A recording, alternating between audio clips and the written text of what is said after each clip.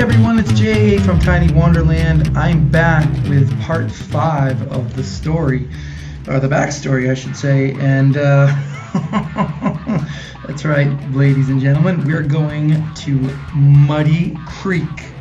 This might take a few minutes to explain. There isn't going to be a whole lot of video, it's mostly just photos, but if we had stopped to take video, I don't know that we would have done any better than we did in this case, but we did what we did. So that's where we're at. First stop, of course, was to fill up Little Koo, our faithful steed, 250 cc's of Chinese glory. And then me and Heather headed out along the Muddy Creek Road. We got our advice from Wyatt. Wyatt was a local camp manager in the Mount Carmel Junction, Utah area. And he said, if you want, a trail you can ride that the side-by-sides haven't been all over, you might as well take it out to Muddy Creek. So we started down this farm road and everything looked pretty good at first. Then we went through one gate and we went through another gate, and we got to the second gate and we made the decision to keep going. And before we knew it, we were out in the middle of nowhere, in these giant mountains that were all around us, and these pastures. And Heather stopped and took a few pictures of me here. You'll notice in the first few pictures of this video that the bike Little Koo has two mirrors. And in the end, you'll see that that's not the case. But like I said, although it wasn't documented, I'm going to tell you the story as best I can. So needless to say, it was absolutely beautiful. There were these things out there called I think they call them, I don't think they're called haboobs, so hopefully when people start watching this video they can correct me on that, but it's the shapes. There's a specific name for that and I can't think about what it is at this moment, but there were some real pretty ones. Even though I had just recovered from a back injury, I have this real inane nature to just want to hike and climb everything in sight. Heather, not so much. So I took Heather's camera and mine and I scaled all the way up to the top of this again, I think it's called a haboob, and you can see Heather in the picture there. You can give you an idea of how far down I was, or I was up, I should say. And there's another picture of me, on the ledge there. I'm pausing here, guys. I want you to look at this. You can see the trail going off. It was when we got down from this big overlook. I asked Heather. I said, "Do we go back or do we go forward?" And no one had signal. There was no signal on any maps. Google wasn't showing us where I was, except there was a dot in the middle of nowhere. Heather didn't have a signal either. So we said, you know what, we've come this far, can't be that far, let's go forward. That turned out to be, that changed our lives forever in a way we couldn't possibly know. But we did continue to venture forward after I got down. We found a nice meadow with a lot of these big tree stumps in the middle, and we stopped and had a snack there and posed for a while for some pictures. Then we got into an area, guys, where it was a little weird. The trail had kind of run out, and we were going up higher and higher, so we were almost climbing the edge of a canyon. Now, a 250cc bike with Chinese tires doesn't do the best for traction, and when you're carrying two fully loaded adults on it, needless to say, the inevitable happened. We went vertical a few times, we fell, we crashed. One time we fell back, and at this point we'd gotten pretty used to falling, so it was part of the Kanab experience because of how soft the sand was from all the side-by-side runs. But one time we started to go over, and I grabbed Heather and I kind of pushed her away from the bike and jumped free of the bike, and she landed and smacked the back of her neck on the ledge, and right off to the side of Heather was a ledge, 1,000 feet drop. So if there hadn't been a branch there, a little stump there to catch her, she would have gone right over. I can't really give you guys much of a visual. I'm just trying to work it through in my head as best I can. It was starting to get dark. We had fallen several times. We were going up this, for lack of a better word, it was a goat path. We got down, finally we did get down the mountain, and we came to a gate, and it was locked.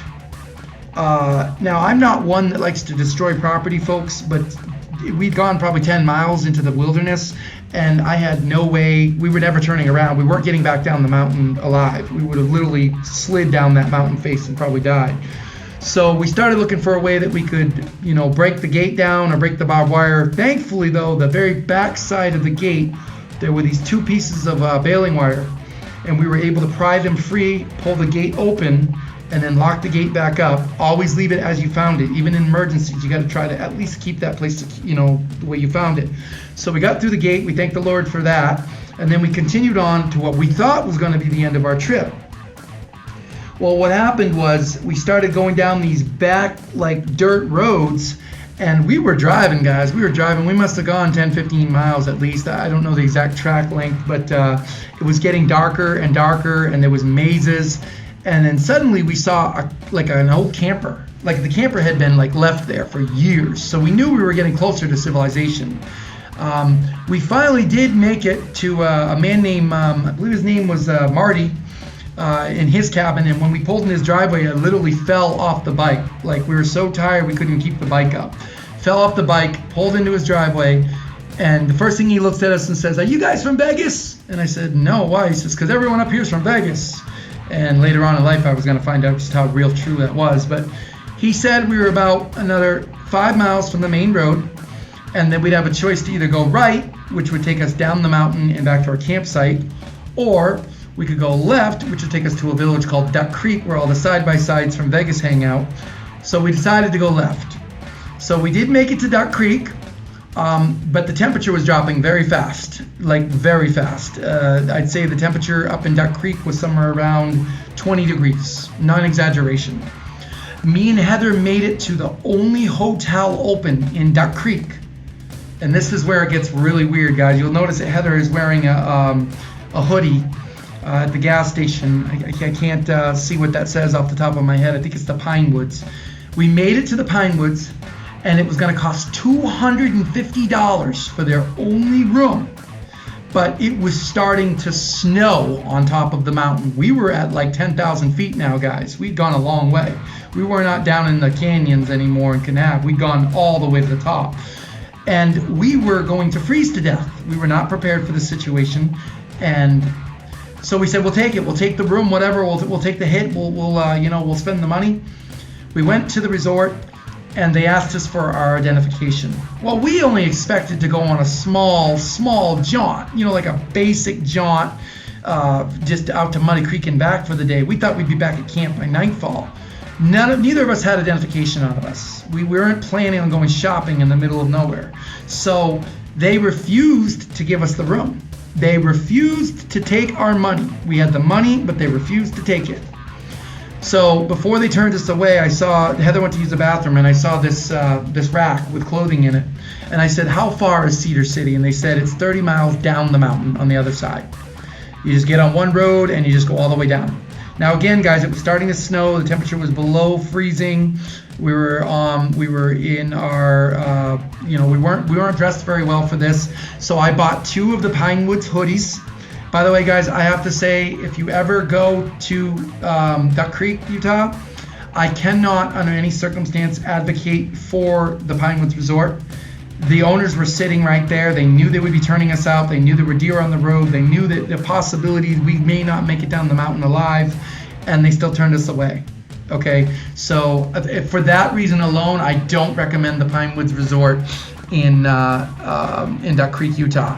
Buyer beware. They've got really expensive prices. I'm sure their cabins were really nice, but needless to say, after what happened, I was, sometimes we're treated to the most and sometimes we're treated to the least of humanity. But we bought the hoodies, one for me, one for Heather. We gassed up. This was the last picture. We didn't know if this would be the last picture we would ever take in our lives. I got my motorcycle gloves on. I put my helmet, hood down, my shield down, and Heather just held on. She just held on for dear life for 30 miles down the mountain through the canyons in the snow, guys, in the snow. And I was going so fast around the curves, not because I knew the terrain or because I felt confident, but because my fingers were frozen. The throttle, I couldn't move it. We did finally make it to Cedar City. We made it down the whole way down the mountain. We had someone behind us who would not pass us, even though we were only going 50. They had their high beams on us.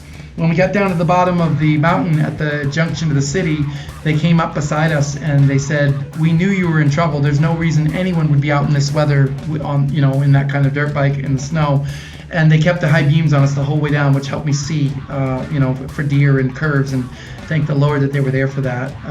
So we did find an Airbnb, had a big tub, which I was able to, yeah, I have another picture I can't really show you because there's some nudity in it, but needless to say, we were very dirty and happy to be alive. We ordered some Dominoes in the Airbnb, and Heather took that, I guess. I got tucked in and unconscious. The next day, things were brighter. We still had some dirty clothes, but we made the best we could do with it. We went to the Walmart to get some glue to try to fix the mirror on Little Coo. We were partially successful. This is a picture of Heather's road rash. She had some others, but she was wearing a kind of a nighty thing, so I couldn't really show that picture. But I just want to say, guys, the Lord was shining on us the whole way down.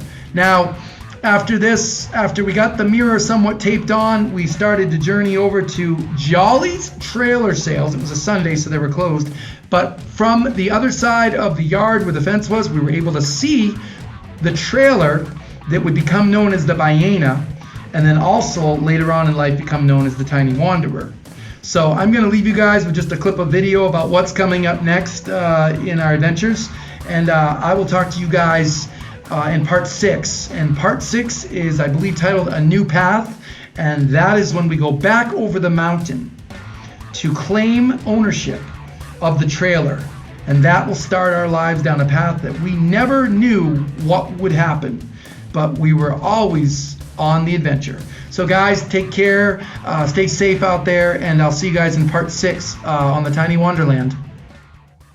All pretty cool. Real life, the Airbnb. All full of all kinds of I don't want to go back to real life. It's so boring. We're not. Not for a while. Girl, like I know. tomorrow. Hopefully I'll survive it. That's possible. You usually bring us back in one piece. Yeah, where we're headed, there are things that are out of my control, but for the most part.